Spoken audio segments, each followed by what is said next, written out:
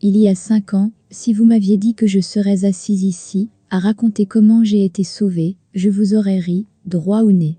Et je t'aurais dit que tu es un chrétien dingue. Je ne croyais pas qu'il y a de l'espérance. Je ne croyais pas au véritable amour. Il y a 5 ans, je ne croyais même pas en moi. J'ai entendu les gens utiliser le terme athée. Et quand j'ai décidé de comprendre ce que cela signifiait, c'était juste resté dans mon esprit, que c'est ce qui me qualifiait le mieux, que toute autre chose. C'était juste que pour moi, Dieu n'existe pas. Que si Dieu se souciait vraiment des gens, ce que les chrétiens disent qu'il est, il ne laisserait pas les enfants mourir de faim, et les villes brûler en cendres. Et il ne laisserait pas les gens dans des situations où ils se font du mal les uns les autres. Je pensais juste que les chrétiens vivaient dans l'illusion, qu'ils enlevaient les droits des personnes, et qu'ils essayaient juste de créer un nouvel ordre mondial. Je considérais vraiment les chrétiens comme de mauvaises personnes. J'étais devenue très combative. Je n'allais pas les laisser s'en tirer comme ça. Ils racontent des contes de fées, c'est de la merde. Ils ne peuvent pas juste venir bourrer la tête des gens avec leurs illusions. Je faisais face à la vie, avec cette pensée, que chaque jour devrait être génial et amusant. Je vais la vivre dans l'alcool, la drogue et les petits amis. Et si je meurs, je vais juste être enterré, c'était tout ce que je croyais vraiment.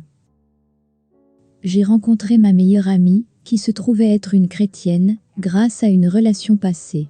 Elle a été la première amie qui a vraiment commencé à me parler du christianisme, d'une manière différente de ce que je croyais. Je me souviens, oui, qu'elle a enlevé sa veste. Et elle portait cette chemise, écrite dessus avec des lettres de couleur rose vive. Jésus est mon pote. J'étais comme, cela n'est-il pas blasphématoire? Elle le vivait.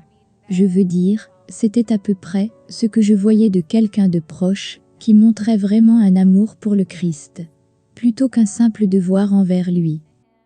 Et moi, je me souviens juste d'avoir pensé, comment pourrais-je jamais être amie avec elle, si nous sommes si divisés sur ces choses? Nous avons eu des débats houleux. Je l'ai vraiment laissé gagner, dans des choses les plus folles que j'ai jamais entendues, venant d'elle. Parce que je la connaissais personnellement, et que j'avais l'impression qu'elle voulait vraiment le meilleur pour moi. Qu'elle voulait traverser les moments difficiles avec moi. Parce qu'à cette époque, j'ai rencontré un gars vraiment génial. Et nous nous sommes rapprochés. Mais probablement un peu trop, car je suis tombée enceinte, quelques mois seulement après notre rencontre. J'ai décidé que je devrais me débarrasser de ce problème. Je suis allée dans une clinique où j'ai entendu parler de toutes les options qui s'offraient à moi. Et c'est là que beaucoup de choses ont commencé à changer. Il y avait cette photo, que cette femme m'a tendue, et c'était juste un point. Elle m'a expliqué que c'était un bébé. Je commençais juste à me demander comment cela pouvait devenir une vie. Cela devait provenir de quelque chose de plus grand que moi. Jusque-là, j'avais été tellement sarcastique envers les chrétiens. Puis j'ai commencé à y penser un peu plus. Peut-être que ce qu'ils disaient vrai. Ma meilleure amie m'a approchée. Elle m'a dit en gros, je comprends que tu aies vraiment du mal à trouver des réponses en ce moment. Je veux juste te dire, pourquoi tu ne donnerais pas une chance au christianisme? Parce que je vais à l'église et je prie. Et tu ne sauras jamais, jusqu'à ce que tu saches. Mais je peux te dire qu'il y a des réponses. Et elle dit, donne-toi un mois. Viens simplement à l'église. Tu pourras ensuite dire que tu as au moins essayé. J'ai réalisé qu'elle se souciait beaucoup plus de cette foi que d'être l'amie populaire du moment. Et c'est beaucoup. Pour certaines raisons, j'ai juste eu l'impression que si je pouvais juste y aller, peut-être que j'entendrais quelque chose. Sinon je peux aussi être seule pendant un certain temps, me cachant au balcon dans mes pensées.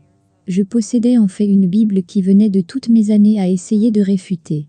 Et quand l'équipe de louanges a interprété les canons de Phil Wickham, il y avait certains mots, je me souviens très bien, les avoir lus sur l'écran pour la première fois. Je me suis dit, waouh, c'est ce que je ressens. Vous savez, ayant été athée et croyant en la science, lire que la lune et les étoiles déclarent qui tu es, cela m'a éloigné de ce hasard. Et cela m'a mis dans la position où j'ai été créée et où mon bébé a été créé.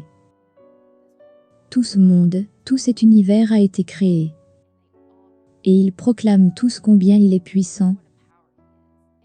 Sur le plan personnel, il dit « Je suis tellement indigne, mais tu m'aimes malgré cela. » Pour moi, cela n'avait aucun sens.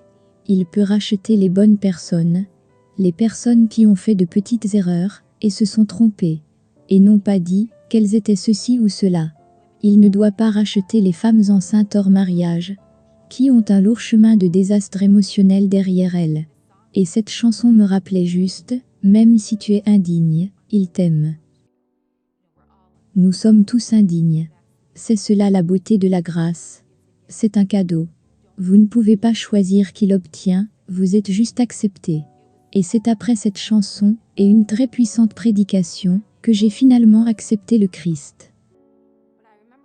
Je me souviens d'être restée assise là, parce que ce n'était pas aussi facile. Parce que c'était presque, comme si je me sentais mal pour lui. De devoir assumer tout ce que j'ai fait.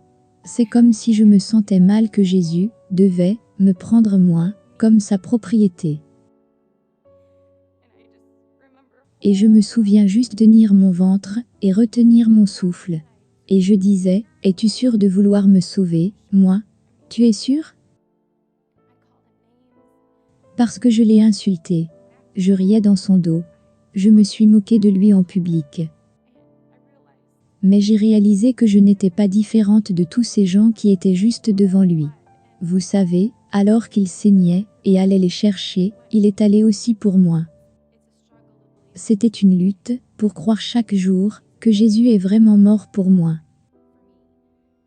Et aujourd'hui, quand une personne conteste ce que je crois, je me souviens que j'étais comme elle. Je me souviens que je saisissais toute opportunité qui se présentait pour m'en prendre aux chrétiens. Mais aujourd'hui, ma foi est grande. Je sais d'où je viens,